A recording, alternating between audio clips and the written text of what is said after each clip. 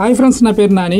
మా ఊరు గుడి నిర్మాణం అయితే చేస్తున్నాం. దాని విరాళాల కోసం బుక్ కోసం బుక్స్ అయితే ప్రింటింగ్ అని అనకాపల్లి అయితే వెళ్ళాం. అనకాపల్లిలో అక్కడ ప్రింటింగ్ అయితే అవ్వదు, క్వాలిటీ అయితే ఉండదని చెప్పేసి అంటే మేము వైజాగ్ అయితే వెళ్ళాం.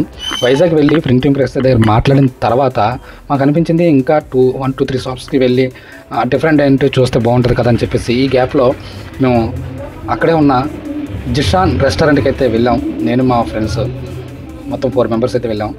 మా వాడైతే వివరిస్తున్నాడు, ఇది జిషాన్ మొత్తం అంతా వాళ్ళదే అని చెప్పేసి మా శ్రీనని అయితే చెప్పడం అయితే జరిగింది. తర్వాత పైకి అయితే తీసుకువెళ్ళాడు మా అన్న, మా బావ అనమాట, ఆయన ప్రసాద్ అని. బాగా లేజీ చూడండి, వాకింగ్ స్టైల్ చూడండి ఒకసారి, ఎంత ఎందుకురా బాబు ఈ జీవితం అన్నట్టు. ఆయన ప్రసాద్ గారు వైట్ షర్ట్ అనమాట. వీళ్ళు అంటే బుక్ ఎలా చూస్తారంటే మెనూ బుక్ ఏదో మహాభారతం బుక్స్ ఉంటాయి కదా, అవి చదివేస్తున్నట్టు మా వాడైతే ప్రిపేర్ అవుతాడు. కానీ చాలా ఈజీగా అయితే ఆర్డర్ చెప్పేస్తాడు అనమాట. అది అవతల వాళ్ళకి నచ్చుతుందా లేదా ఈయన ఏం ఆలోచించాడు. ఈయన పేరు కోదనరావు, అంటే ఫ్రేమ్లో నేను కూడా ఉండాలి కదా అని చెప్పేసి హాయ్ అని చెప్పేసి అన్నాడు. అయితే ఇకపోతే నేను కనిపించను మీకు, ఎందుకంటే వీడియో తీస్తుంది నేనే కనుక నేను మీకు కనిపించను. ఏదేమైనా సరే రెస్టారెంట్ అయితే చాలా బాగుంది. రెస్టారెంట్ అంటే లుక్ అయితే బాగుంది, కాకపోతే టేస్ట్ ఎలా ఉందన్నది లాస్ట్లో చెప్తాను. లుక్ అయితే మాత్రం ఆసమ్గా ఉంది. కాకపోతే మా వాళ్ళు ఇక్కడ ఒక డ్రామా అయితే క్రియేట్ చేశారు.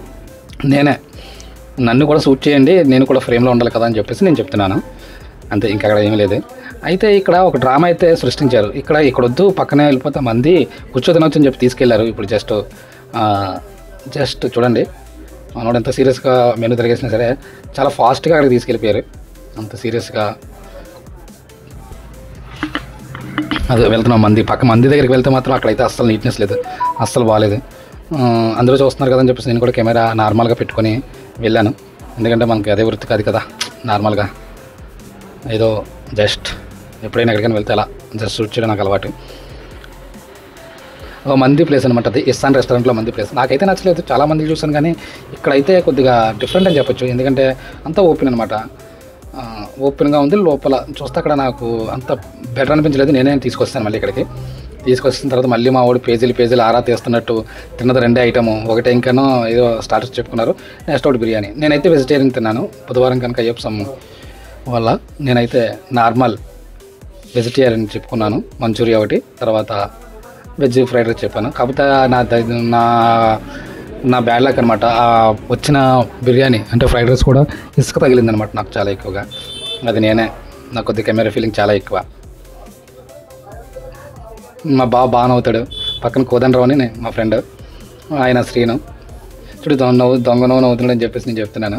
ఆయనలో నవ్వాలంటే మేము నవ్వలేము, అంతే. అది ఏదైనా నవ్వాలంటే స్కిల్ ఉండాలి కదా. నాకు వచ్చింది ఇది వెజ్ మంచూరియా చెప్పుకున్నాను. వెజ్ మంచూరియా చెప్పుకుంటే నేను అసలే వెజిటేరియన్, వాళ్ళైతే చికెన్ అయితే తింటారు కదా. మళ్ళీ నా ప్లేస్లో నుంచి నా దగ్గర నుంచి వాళ్ళు 2 పీసులు తీసుకున్నారు. నాకు సరిపోవద్దా? నాకు సరిపోలేదు. చూడండి తీసుకున్నారు వాళ్ళే,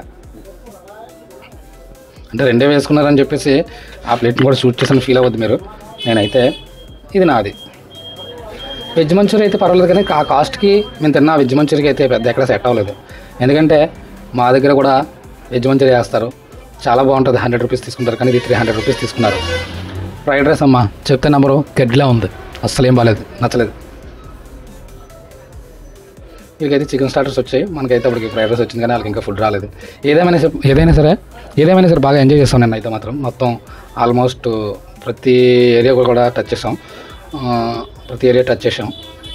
ఫుడ్ బిర్యానీ ఎలా ఉందో నాకు తెలియదు, కానీ వెజ్ ఫ్రైడ్ రైస్ అయితే అక్కడ అసలు ఏం బాగాలేదు. వెజ్ బిర్యానీ ఇచ్చారు, తర్వాత అది తీసుకొచ్చేస్తుందని చెప్తే అది కూడా ఏం నచ్చలేదు. ఇది